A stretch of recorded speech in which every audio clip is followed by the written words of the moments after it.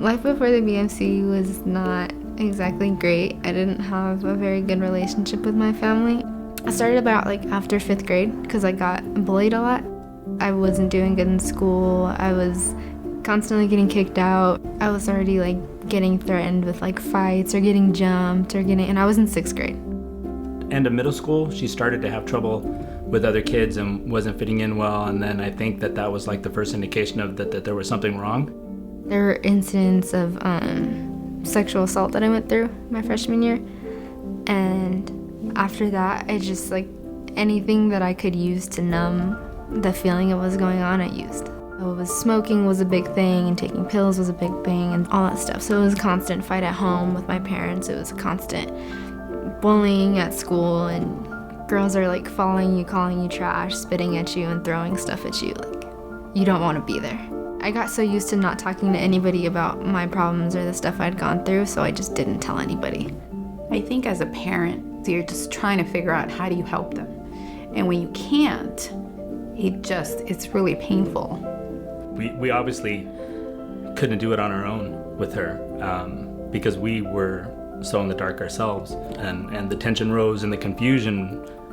Gosh, we were lost. We were all lost. But I think when the running away started happening is when we knew we were in trouble. I would run away from home, and I had walked from Rancho to somewhere in Fontana. I didn't know where I was going. I walked on the freeway, didn't know what I was doing. And my mom had stopped us. She asked if she could get me help. So at that point, it was desperation time, and we just were looking everywhere. I agreed, just because I didn't know what else to do. Drugs weren't working, running away from home wasn't working. You feel helpless, and you feel like you're doing something wrong, and you're seeing your child every day get more and more lost, and it's a horrible, horrible feeling.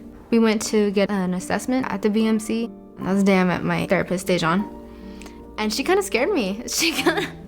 She walked in and was like, you're not going to BS this, and you're going to do the work if you want to get better. I think that just kind of put a reality check, and I was like, okay, I might like this. It was a group of people. It wasn't just me and a therapist. I knew I wasn't the only one going through what I was going through. I wasn't alone anymore. I cried for the other kids that were there, for the other parents. I didn't feel alone anymore, and I felt that I could actually share this with someone who would understand. Some of the exercises, it was parents that had to kind of reveal stuff to us about what they did when they were our age or the kind of things they went through. And then they got to share their perspective on how they felt when we were doing what we were doing. So it wasn't until then that I learned how hard my mom took it when I would run away.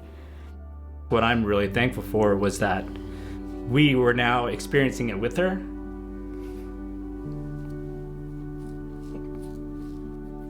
Rather than her taking this journey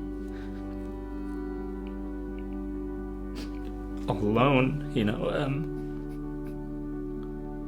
I can't imagine what that would have been like.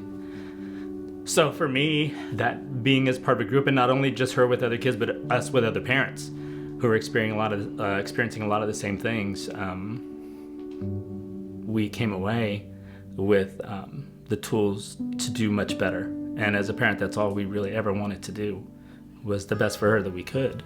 It's gotten a lot better. I know how to cope with things a lot better. My parents understand more of what I go through, and I have a better relationship with my entire family, me and my sister, me and my brother. My mom is my absolute best friend. 100%. I tell that woman everything. Me and my dad are so much closer than we have been.